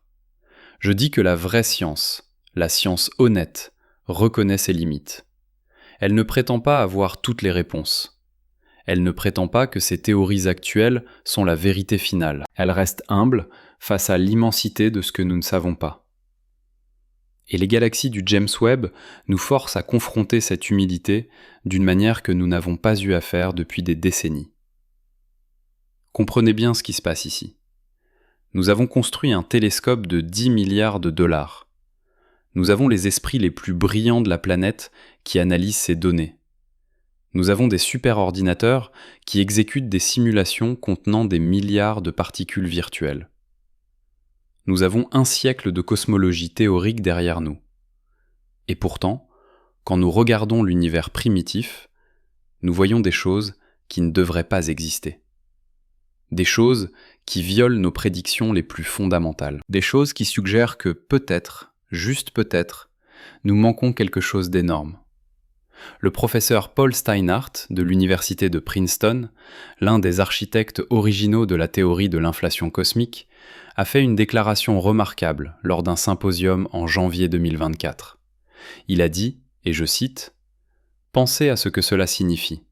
Steinhardt ne parle pas d'ajuster quelques paramètres dans nos équations. Il parle de la possibilité d'une révolution conceptuelle, une refonte fondamentale de notre compréhension de l'univers. Quelque chose d'aussi radical que le passage de la physique newtonienne à la relativité d'Einstein, ou de la physique classique à la mécanique quantique. Et voici ce qui est vraiment troublant. Ces révolutions précédentes ont révélé que l'univers fonctionne de manières qui sont profondément contre-intuitives, qui violent notre sens commun, qui défient notre expérience quotidienne. La relativité nous dit que le temps n'est pas absolu, qu'il peut ralentir ou accélérer selon votre vitesse et votre position dans un champ gravitationnel. La mécanique quantique nous dit que les particules peuvent être à deux endroits en même temps, que l'observation change la réalité, que l'univers à son niveau le plus fondamental est probabiliste plutôt que déterministe. Ces idées semblaient folles quand elles ont été proposées pour la première fois. Beaucoup de physiciens les ont rejetées comme impossibles, comme violant les lois fondamentales de la logique. Albert Einstein lui-même, qui a développé la relativité, n'a jamais vraiment accepté les implications de la mécanique quantique. Il a passé les dernières décennies de sa vie à essayer de prouver qu'elle était incomplète, qu'il devait y avoir une théorie plus profonde qui restaurerait le déterminisme et la causalité classique. Il a échoué. La mécanique quantique, aussi étrange qu'elle soit, décrit correctement la réalité. Alors peut-être que nous sommes au seuil d'une découverte similaire. Peut-être que l'univers primitif fonctionne selon des principes qui nous sembleront tout aussi étranges, tout aussi contre-intuitifs que la relativité et la mécanique quantique l'ont semblé à nos prédécesseurs. Peut-être que nous devons abandonner certaines de nos hypothèses les plus fondamentales sur la nature du temps, de l'espace, de la matière, de l'énergie. Mais voici la question cruciale. Sommes nous-mêmes capables de comprendre ces principes ? Revenons à l'analogie de la fourmi. Le cerveau humain a évolué pour résoudre des problèmes spécifiques. Trouver de la nourriture, éviter les prédateurs, naviguer dans des environnements sociaux complexes, fabriquer des outils. Il n'a pas évolué pour comprendre la mécanique quantique ou la relativité générale ou la formation des galaxies dans l'univers primitif. Le fait que nous puissions comprendre ces choses du tout est extraordinaire. Mais y a-t-il des limites à ce que notre cerveau peut conceptualiser ? le neuroscientifique David Eagleman a exploré cette question dans son travail sur les limites de la cognition humaine. Il souligne que nous ne pouvons percevoir qu'une infime fraction du spectre électromagnétique. Nous ne pouvons pas voir les rayons X, les ondes radio, les infrarouges, les ultraviolets. Notre perception de la réalité est déjà profondément limitée par notre biologie. Mais ce n'est pas seulement notre perception qui est limitée. Notre capacité à conceptualiser, à former des modèles mentaux, est également contrainte par la structure de notre cerveau. Nous pensons en termes de cause et effet. Nous pensons en termes d'objets qui existent dans l'espace et qui persistent dans le temps. Nous pensons en termes de catégories discrètes. Mais que se passe-t-il si l'univers, à son niveau le plus fondamental, ne fonctionne pas de cette façon? Que se passe-t-il si la causalité elle-même est une approximation, valable seulement dans certaines conditions? Que se passe-t-il si les objets ne sont pas vraiment des choses discrètes, mais des processus, des motifs temporaires dans un flux continu d'énergie et d'information? La mécanique quantique suggère déjà que c'est le cas. À l'échelle quantique, les particules ne sont pas vraiment des particules au sens classique. Elles sont des excitations dans des champs quantiques, des ondulations dans le tissu de la réalité elle-même. Elles n'ont pas de position définie jusqu'à ce qu'elles soient mesurées. Elles peuvent être intriquées, connectées d'une manière qui semble violer les limites de vitesse imposées par la relativité. L'univers quantique est étrange, profondément étrange, d'une manière qui défie notre intuition. Et maintenant, les galaxies du James Webb suggèrent que l'univers primitif pourrait être tout aussi étrange. Peut-être plus étrange encore. Parce que dans l'univers primitif, nous avons non seulement la mécanique quantique, mais aussi la gravité extrême, des densités d'énergie inimaginables, des conditions qui n'existent nulle part dans l'univers moderne. C'est un régime où la physique que nous connaissons pourrait se briser complètement, où de nouveaux phénomènes que nous ne pouvons même pas imaginer pourraient dominer. Le docteur Lis Moline, de l'Institut Périmètre de physique théorique au Canada, a passé des décennies à réfléchir à ces questions. Dans son livre Quote 15, il argumente que peut-être notre plus grande erreur en physique fondamentale est de traiter le temps comme s'il était une illusion, comme s'il était juste une autre dimension comme l'espace. Il suggère que le temps est réel, fondamental, et que les lois de la physique elles-mêmes pourraient évoluer dans le temps. Si c'est vrai, alors les lois qui gouvernaient l'univers primitif pourraient avoir été différentes des lois qui gouvernent l'univers aujourd'hui. Les galaxies du James Webb pourraient nous montrer un univers fonctionnant sous un ensemble de règles différents. C'est une idée radicale, et la plupart des physiciens sont sceptiques. Mais c'est exactement le genre de pensée radicale qui pourrait être nécessaire pour résoudre le puzzle des galaxies primitives. Parce que les solutions conventionnelles, les ajustements mineurs à nos modèles existants, ne semblent pas fonctionner. Nous avons essayé de modifier les paramètres de formation stellaire. Nous avons essayé de modifier les propriétés de la matière noire. Nous avons essayé de modifier le taux d'expansion de l'univers. Rien ne fonctionne complètement. Rien n'explique toutes les observations sans créer de nouveaux problèmes ailleurs. Alors peut-être que nous devons penser plus grand. Peut-être que nous devons remettre en question des hypothèses encore plus fondamentales. Peut-être que nous devons être prêts à abandonner des idées que nous tenons pour acquises depuis si longtemps qu'elles semblent être des vérités évidentes. Mais voici le paradoxe. Comment pouvons-nous remettre en question nos hypothèses les plus fondamentales quand ces hypothèses sont intégrées dans la façon même dont nous pensons? Comment pouvons-nous penser en dehors de notre cadre conceptuel quand ce cadre définit les limites de ce que nous pouvons penser? C'est comme essayer de voir vos propres yeux sans miroir. C'est comme essayer de sauter hors de votre propre ombre. Le philosophe Thomas Kuhn a exploré ce problème dans son livre révolutionnaire « La structure des révolutions scientifiques ». Il a introduit le concept de paradigme, un cadre conceptuel qui définit quelles questions sont importantes, quelles méthodes sont appropriées, quelles réponses sont acceptables.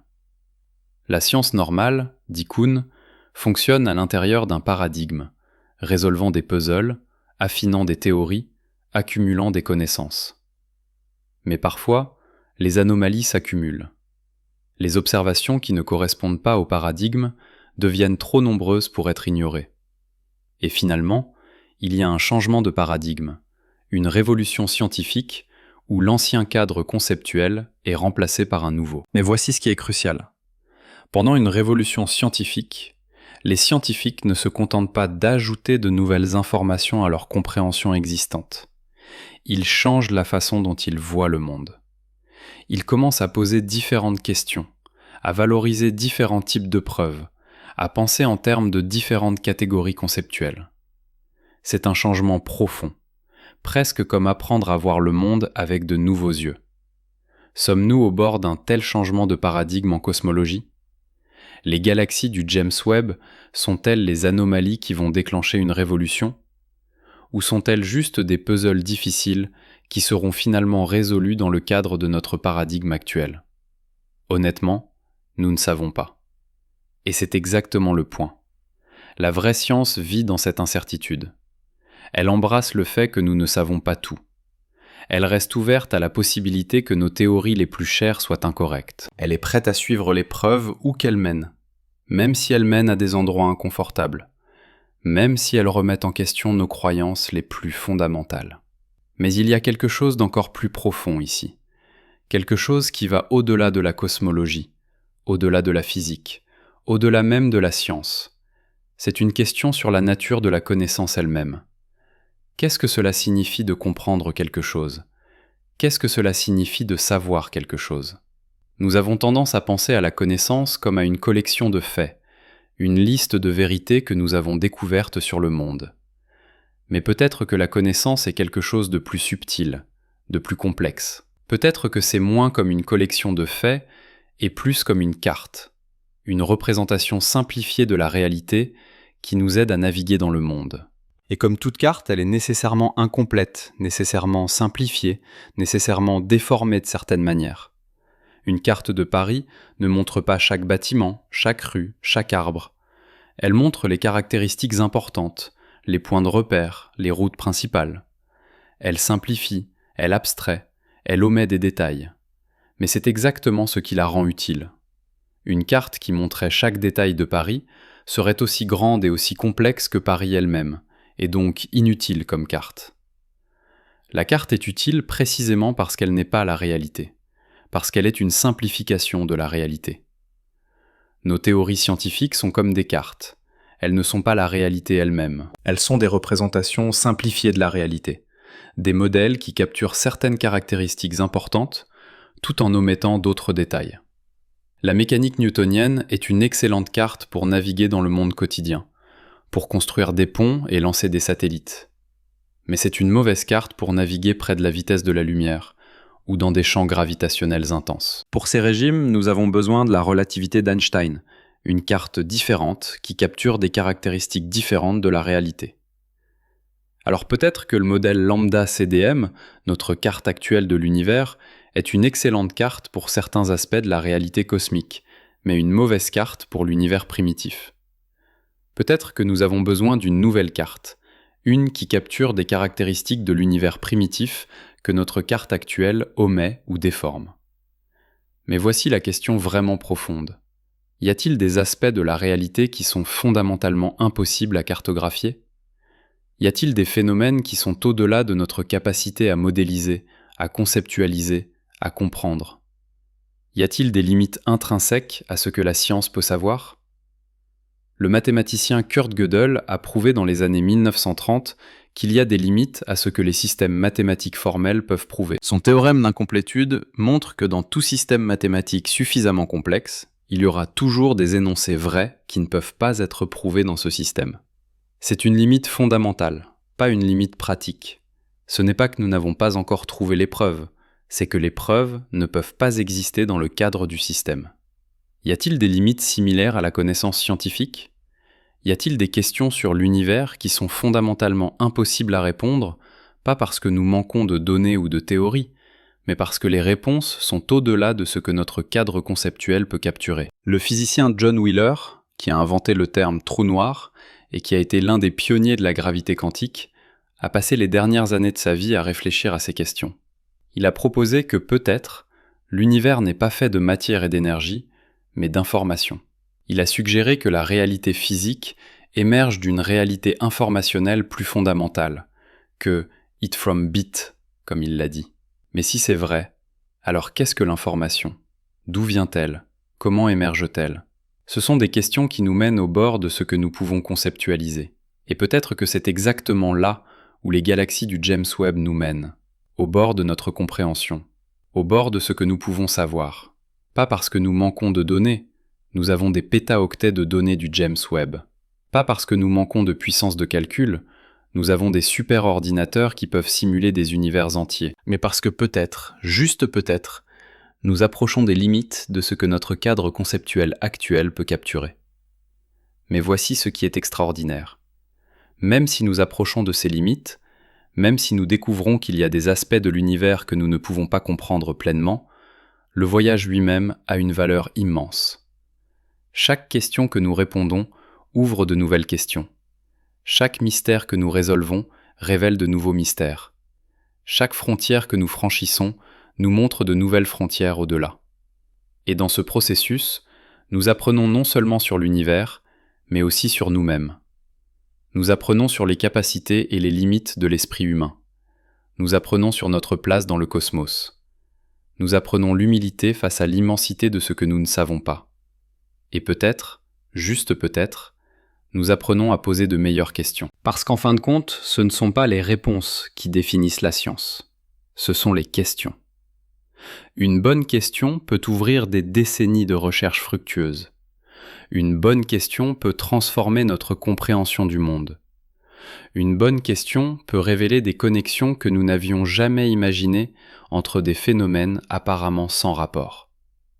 Les galaxies du James Webb nous posent une question profonde, troublante, magnifique. Elle demande « Comprenez-vous vraiment comment l'univers fonctionne ?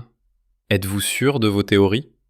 Êtes-vous prêt à remettre en question vos hypothèses les plus fondamentales ? » Et la réponse honnête, la réponse scientifique, est « Non, nous ne sommes pas sûrs. Oui, nous sommes prêts à remettre en question. Oui, nous sommes prêts à apprendre. Oui, nous sommes prêts à être surpris. » C'est cette ouverture, cette humilité, cette volonté d'admettre l'ignorance qui rend la science si puissante. Pas l'arrogance de prétendre savoir tout, mais l'humilité de reconnaître combien nous ne savons pas. Pas la rigidité de s'accrocher à des théories dépassées, mais la flexibilité de changer d'avis face à de nouvelles preuves. Pas la certitude confortable de réponses définitives, mais l'inconfort excitant de questions ouvertes. Les galaxies primitives du James Webb brillent dans l'obscurité de l'univers jeune, des phares cosmiques qui illuminent non seulement le passé lointain, mais aussi les limites de notre compréhension présente. Elles nous rappellent que l'univers est plus vaste, plus ancien, plus complexe, plus mystérieux que nous ne pouvons pleinement saisir. Elles nous rappellent que nous sommes des explorateurs dans un cosmos infini, que notre voyage de découverte n'a pas de fin, seulement de nouveaux horizons. Et peut-être que c'est la plus grande leçon de toutes. Pas que nous avons échoué à comprendre l'univers, mais que l'univers est suffisamment riche, suffisamment profond, suffisamment merveilleux pour continuer à nous surprendre, à nous défier, à nous inspirer.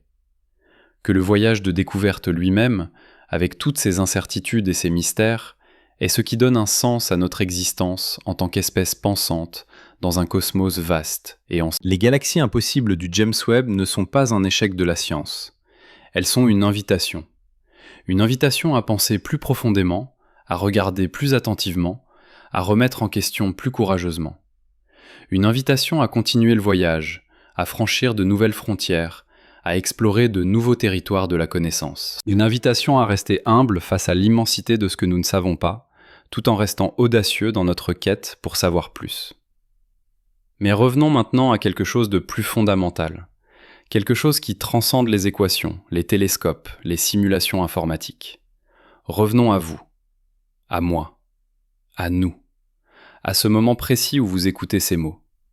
Pendant que vous êtes assis là, peut-être dans votre voiture, peut-être en marchant, peut-être allongé dans votre lit, des photons qui ont voyagé pendant 13 milliards d'années traversent l'atmosphère terrestre.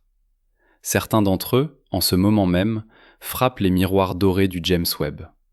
Ces photons portent des messages d'un univers que nous ne comprendrons peut-être jamais complètement.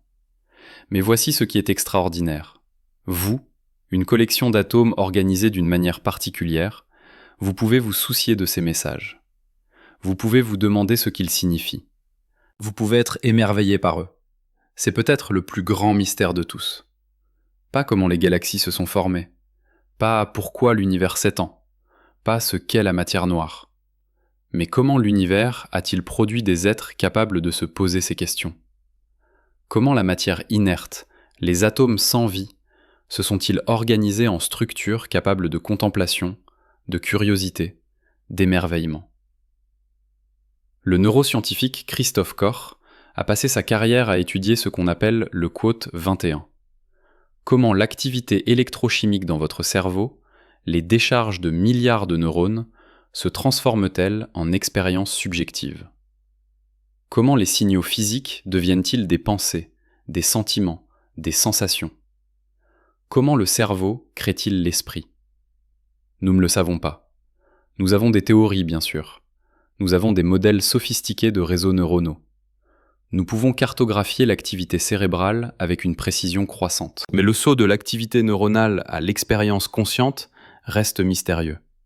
Et voici ce qui est vraiment troublant. Ce mystère de la conscience est intimement lié au mystère de l'univers lui-même. Parce que la conscience n'est pas quelque chose d'extérieur à l'univers. Elle n'est pas quelque chose qui observe l'univers de l'extérieur. La conscience est quelque chose que l'univers fait. Vous êtes l'univers devenu conscient de lui-même. Vos pensées sur les galaxies primitives sont l'univers réfléchissant sur ses propres origines. Le physicien John Wheeler, que nous avons mentionné plus tôt, a proposé une idée radicale. Il a suggéré que peut-être l'univers n'existe pas vraiment tant qu'il n'est pas observé. Que l'acte d'observation, l'acte de mesure, est ce qui transforme les possibilités quantiques en réalité classique. C'est une interprétation controversée de la mécanique quantique, et la plupart des physiciens ne vont pas aussi loin. Mais elle soulève une question fascinante. Quel est le rôle de la conscience dans l'univers ? Est-elle juste un accident, un sous-produit de l'évolution biologique, ou est-elle quelque chose de plus fondamental ? Nous ne savons pas. Et peut-être que nous ne saurons jamais. Mais voici ce que nous savons. L'univers a produit des structures capables de se comprendre elles-mêmes. Des étoiles qui ont fusionné des éléments lourds. Des planètes où ces éléments se sont combinés en molécules complexes. Des molécules qui se sont organisées en cellules vivantes. Des cellules qui ont évolué en organismes multicellulaires. Des organismes qui ont développé des systèmes nerveux. Des systèmes nerveux qui ont développé la conscience. Et finalement, une conscience capable de construire des télescopes, de développer des théories, de contempler ses propres origines. C'est une chaîne causale extraordinaire. Une chaîne qui s'étend sur 13 milliards 800 millions d'années. Une chaîne qui va des fluctuations quantiques dans l'univers primitif, aux galaxies que le James Webb observe, aux étoiles qui ont forgé les éléments dans votre corps, à l'évolution de la vie sur Terre, à l'émergence de la conscience, à ce moment précis où vous réfléchissez à tout cela. Et voici ce qui est vraiment stupéfiant. Cette chaîne n'est pas terminée. Vous n'êtes pas le point final. Vous êtes un maillon dans une chaîne qui continue. Chaque pensée que vous avez, chaque action que vous prenez, chaque choix que vous faites, fait partie de l'évolution continue de l'univers. Vous n'êtes pas un observateur passif de l'univers. Vous êtes un participant actif dans son déploiement. Mais revenons aux galaxies primitives. Revenons à ces structures impossibles qui défient nos théories. Que nous disent-elles vraiment ? Au-delà des détails techniques, au-delà des équations et des observations, quelle est leur signification plus profonde ? Peut-être qu'elles nous disent que l'univers est plus créatif que nous ne l'imaginions. Que les lois de la physique, aussi rigides qu'elles puissent paraître, permettent une diversité de phénomènes que nous n'avons pas encore explorés. Que la nature trouve des moyens, des chemins, des solutions que nos modèles mathématiques n'ont pas encore capturées. Pensez à l'évolution biologique. Pendant des milliards d'années, la sélection naturelle a exploré l'espace des possibilités biologiques, créant une diversité stupéfiante de formes de vie. Des bactéries qui vivent dans des sources chaudes acides, des poissons qui produisent leur propre lumière dans les profondeurs océaniques, des oiseaux qui migrent sur des milliers de kilomètres en naviguant par les étoiles, des plantes qui communiquent chimiquement avec d'autres plantes, des champignons qui forment des réseaux souterrains s'étendant sur des kilomètres. Chacune de ces solutions est le résultat de millions d'années d'expérimentation évolutive, de tentatives et d'erreurs, d'adaptation et d'innovation. Peut-être que l'univers lui-même est similaire. Peut-être que les lois de la physique permettent une diversité de structures cosmiques que nous n'avons pas encore imaginées. Peut-être que les galaxies primitives du James Webb ne sont pas des anomalies, mais des exemples de cette créativité cosmique. Peut-être qu'elles nous montrent que l'univers primitif était un laboratoire d'expérimentation, essayant différentes configurations, différentes structures, différentes façons d'organiser la matière et l'énergie. Et voici ce qui est profondément humiliant. Nous vivons dans un univers qui a 14 milliards d'années. L'humanité moderne existe depuis environ 300 000 ans. La civilisation existe depuis environ 10 000 ans. La science moderne existe depuis environ 400 ans. Le James Webb a été opérationnel pendant environ 2 ans. Nous avons observé une infime fraction de l'univers pendant une infime fraction de son existence.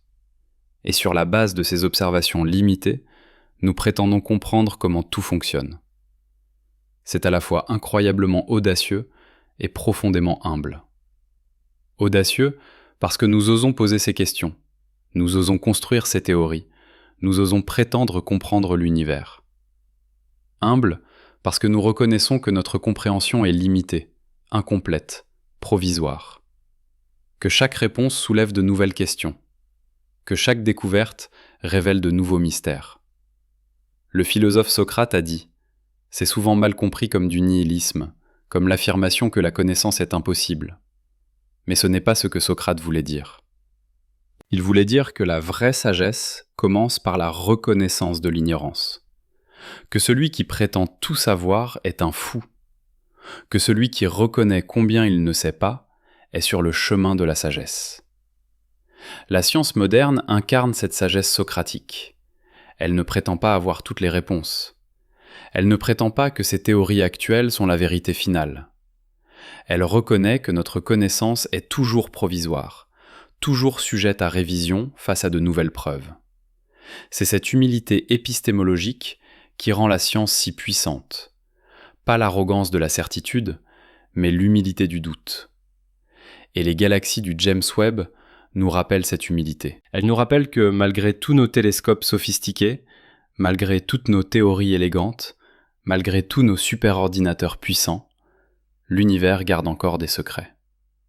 Il y a encore des phénomènes que nous ne comprenons pas. Il y a encore des questions sans réponse. Il y a encore des mystères qui nous attendent. Mais voici ce qui est extraordinaire. Ces mystères ne sont pas des obstacles. Ils sont des invitations. Des invitations à continuer à explorer, à continuer à questionner, à continuer à chercher. Chaque mystère résolu ouvre de nouveaux territoires de l'inconnu. Chaque question répondue génère de nouvelles questions. Le voyage de découverte n'a pas de fin, seulement de nouveaux horizons. Et peut-être que c'est exactement comme il se doit. Un univers que nous comprendrions complètement serait un univers diminué. Un univers sans mystère serait un univers sans émerveillement. Un univers sans question serait un univers sans possibilité de découverte. Les galaxies impossibles du James Webb nous rappellent que nous vivons dans un univers qui peut encore nous surprendre, nous défier, nous inspirer. Alors que signifie tout cela pour vous, pour votre vie quotidienne, pour vos préoccupations immédiates ? Pourquoi devriez-vous vous soucier de galaxies qui existaient il y a 13 milliards d'années, si lointaines que leur lumière a voyagé pendant presque toute l'histoire de l'univers pour nous atteindre ? Voici pourquoi. Parce que ces galaxies font partie de votre histoire. Les atomes dans votre corps ont été forgés dans des étoiles qui faisaient peut-être partie de ces galaxies primitives. Le carbone dans vos muscles, l'oxygène dans vos poumons, le calcium dans vos os, le fer dans votre sang, tous ces éléments ont été créés dans les cœurs d'étoiles qui sont mortes il y a des milliards d'années. Vous êtes littéralement fait de poussière d'étoiles. Vous êtes l'univers devenu conscient de lui-même. Et cette prise de conscience change tout. Quand vous réalisez que vous n'êtes pas séparé de l'univers, que vous n'êtes pas un observateur extérieur regardant un spectacle cosmique, mais que vous êtes une partie intégrante de ce spectacle, cela transforme votre relation avec la réalité. Vous n'êtes pas un accident. vous n'êtes pas insignifiant. Vous êtes le résultat de 14 milliards d'années d'évolution cosmique. Vous êtes ce que l'univers fait quand il a suffisamment de temps et les bonnes conditions. Le cosmologiste Carl Sagan a magnifiquement exprimé cette idée. Il a dit « Nous sommes une façon pour le cosmos de se connaître lui-même ». Chaque fois que vous regardez les étoiles, chaque fois que vous vous émerveillez devant la beauté d'un coucher de soleil, chaque fois que vous vous posez des questions sur l'univers, c'est l'univers qui se contemple lui-même à travers vous. Mais il y a quelque chose de plus. Quelque chose de plus sombre peut-être, mais aussi de plus précieux. Tout cela est temporaire. Les galaxies que le James Webb observe existeront pendant des milliards d'années encore, mais elles ne sont pas éternelles. Les étoiles s'éteindront. Les galaxies se disperseront. L'univers lui-même, selon nos meilleures théories, continuera à s'étendre, à se refroidir, à devenir de plus en plus vide et sombre. Dans des trillions d'années, les dernières étoiles s'éteindront. Dans des googles d'années, même les trous noirs s'évaporeront par rayonnement de Hawking. L'univers finira dans ce que les cosmologistes appellent la cote 24, un état d'entropie maximale où plus rien ne peut se produire. C'est une perspective sombre, mais elle rend ce moment, maintenant, infiniment précieux. Nous vivons dans une époque cosmique extraordinaire. Une époque où l'univers est suffisamment vieux pour avoir produit des structures complexes comme les galaxies, les étoiles, les planètes, la vie, la conscience. Mais suffisamment jeune pour que ces structures puissent encore exister, pour que l'univers soit encore dynamique, encore créatif, encore plein de possibilités. Vous existez dans une fenêtre cosmique incroyablement étroite. Si vous étiez né trop tôt dans l'histoire de l'univers, il n'y aurait pas eu d'éléments lourds, pas de planètes, pas de vie. Si vous naissez trop tard, toutes les étoiles seront éteintes, l'univers sera froid et mort. Mais vous êtes ici, maintenant, dans cette époque dorée cosmique où l'univers est vivant, dynamique, plein de merveilles. Et peut-être que c'est la leçon la plus profonde des galaxies du James Webb. Elle nous montre l'univers dans sa jeunesse, plein d'énergie et de créativité, formant des structures à un rythme que nous ne comprenons pas encore complètement. Elle nous rappelle que l'univers a une histoire, qu'il a évolué, qu'il a changé. Et elle nous rappelle que nous faisons partie de cette histoire, que nous sommes un chapitre dans le grand récit cosmique.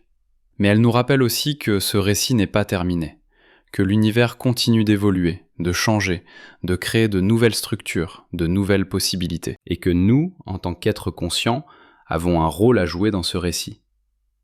Nous ne sommes pas de simples spectateurs, nous sommes des participants.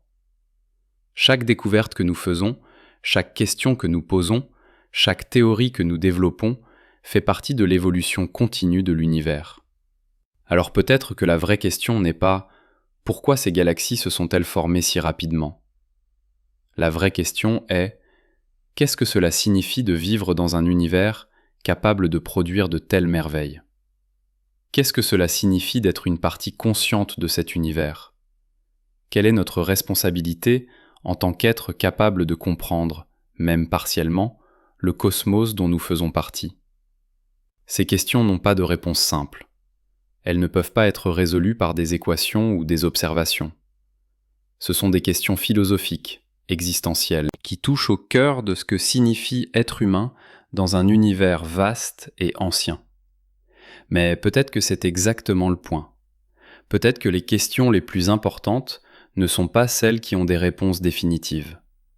Peut-être que les questions les plus importantes sont celles qui nous font réfléchir, qui nous font nous émerveiller, qui nous font voir le monde différemment. Peut-être que les questions sont plus importantes que les réponses. Le poète Rainer Maria Rilke a écrit « Vivez les questions de maintenant. Peut-être qu'alors, un jour lointain, sans même vous en rendre compte, vous vivrez dans les réponses. » C'est un conseil profond pour la science, pour la philosophie, pour la vie elle-même. Ne vous précipitez pas vers des réponses faciles. Vivez avec les questions. Laissez-les vous transformer. Laissez-les vous ouvrir à de nouvelles possibilités. Les galaxies du James Webb nous posent des questions. Des questions sur la formation des galaxies, oui, mais aussi des questions plus profondes. Des questions sur la nature de la connaissance. Des questions sur les limites de la compréhension humaine. Des questions sur notre place dans le cosmos. Des questions sur ce que signifie être conscient dans un univers qui semble, pour la plupart, inconscient. Et peut-être que nous ne répondrons jamais complètement à ces questions. Peut-être qu'il y a des aspects de la réalité qui sont fondamentalement au-delà de notre capacité à comprendre. Peut-être que nous sommes comme des fourmis essayant de comprendre Internet, des êtres avec des capacités cognitives limitées essayant de saisir un univers illimité. Mais même si c'est vrai, même si nous ne pouvons jamais comprendre complètement l'univers, le voyage lui-même a une valeur immense. Chaque pas que nous faisons vers la compréhension, aussi petit soit-il, est un triomphe de l'esprit humain. Chaque mystère que nous résolvons, même partiellement, est une victoire contre l'ignorance. Chaque question que nous posons, même sans réponse, est un acte de courage intellectuel. Et dans ce voyage, nous découvrons non seulement l'univers, mais aussi nous-mêmes. Nous découvrons de quoi nous sommes capables. Nous découvrons les limites de notre compréhension, mais aussi son potentiel illimité. Nous découvrons que nous sommes des êtres capables d'émerveillement, de curiosité, de créativité. Nous découvrons que nous sommes l'univers devenu conscient de lui-même, capable de contempler ses propres origines, sa propre nature, son propre destin. Alors quand vous regardez les images du James Webb, quand vous voyez ces galaxies impossibles brillant dans l'obscurité de l'univers primitif, ne voyez pas seulement des objets astronomiques lointains, voyez vos ancêtres cosmiques. Voyez les structures qui ont forgé les éléments dont vous êtes faits. Voyez l'univers dans sa jeunesse créative, expérimentant, innovant, créant des merveilles que nous ne comprenons pas encore complètement. Et voyez aussi un miroir. Parce que ces galaxies nous montrent quelque chose sur nous-mêmes. Elles nous montrent que nous vivons dans un univers de mystère et d'émerveillement. Elles nous montrent que notre compréhension est limitée, mais en expansion. Elles nous montrent que le voyage de découverte n'a pas de fin, seulement de nouveaux horizons. Vous souvenez-vous de comment nous avons commencé ?